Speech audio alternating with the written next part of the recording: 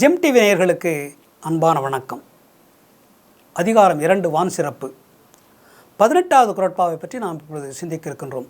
சிறப்பொடு பூசனை செல்லாது வானம் வரக்கு மேல் வானோர்க்கும் இண்டு. சிறப்பொடு பூசனை செல்லாது வானம் வரக்கு மேல் வானோர்க்கும் ஈண்டு.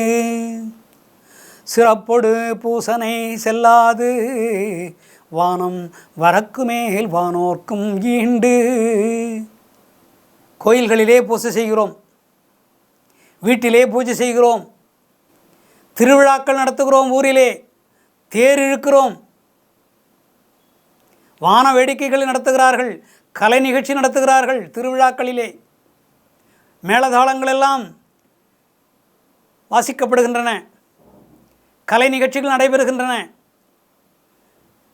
நல்ல விருந்து உபச்சாரம் செய்கிறார்கள், விருந்து படைக்கிறார்கள். விருந்தினர்கள் எல்லாம் இந்த திருவிழா காலத்தில் வருகின்றார்கள். கோயிலிலே அன்னதானம் செய்கிறார்கள், பூஜை செய்கிறார்கள், எல்லாம் நடக்கிறது. பூஜைக்கு என்ன பயன்படுத்துகிறார்கள்?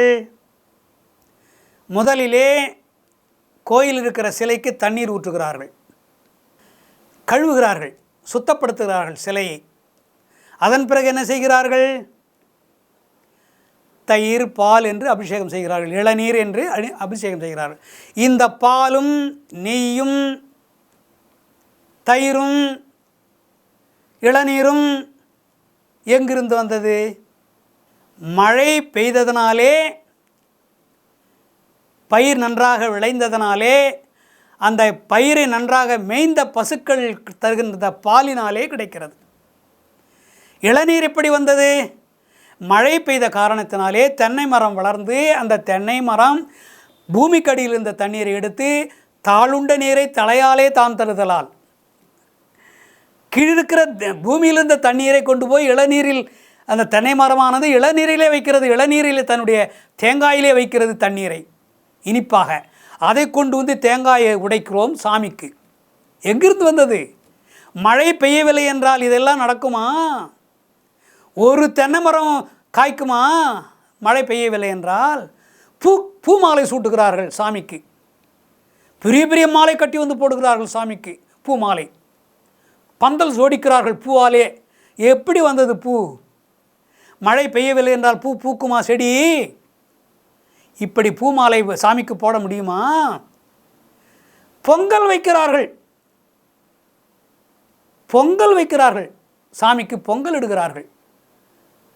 அந்த பொங்கலை கொண்டு வந்து பிரசாதம் என்று கொடுக்கிறார்கள் மக்களுக்கெல்லாம். எப்படி வந்தது பொங்கல்? உழவன் நீர்பாய்ச்சி, நிலத்திற்கு நீர்பாய்ச்சி பயிரை விளைவித்து தானியங்களை அறுத்து கொண்டு வந்து கொடுத்து அதை உணவாக்கி, அதை பொங்கலாக்கி, சர்க்கரை பொங்கலாக்கி, மிளகு பொங்கலாக்கி கடவுளுக்கு படைத்து அதன் பிறகு நமக்கெல்லாம் வருகிறது பிரசாதமாக.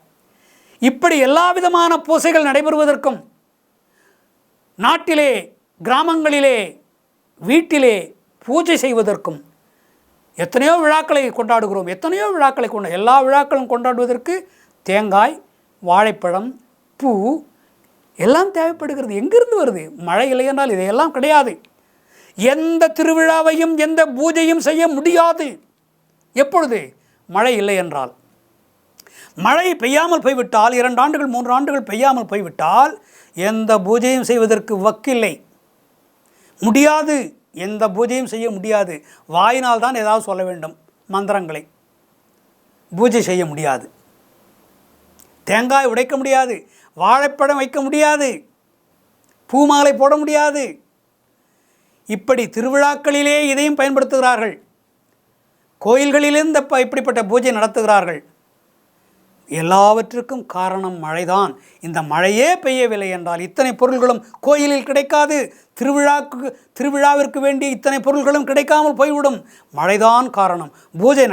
கோயில்களிலே பூஜை நடைபெறுவதற்கும் கிராமங்களிலே, நகரங்களிலே விழாக்கள் நடைபெறுவதற்கும் திருமண விழாக்கள் நடைபெறுவதற்கும் கூட, எந்த விழாவானால் இருந்தாலும் சரி, அந்த விழாக்கள் நடைபெறுவதற்கு மழை இல்லை என்றால் எந்த விதமான பொருளும் கிடைக்காது. மழை பெய்வதனால்தான் கிடைக்கின்றது இந்த பொருள்கள் எல்லாம். இந்த பொருள்களை கொண்டு தான் நாம் பூஜை செய்கிறோம், விழாக்களை நடத்துகிறோம். ஆகையினாலே மழைதான் அடிப்படை. விழா எடுப்பதற்கும் பூஜை செய்வதற்கும் மழைதான் அடிப்படை காரணம் என்று இந்த குறட்பா உணர்த்துகின்றது. மீண்டும் நல்ல சந்திப்பு.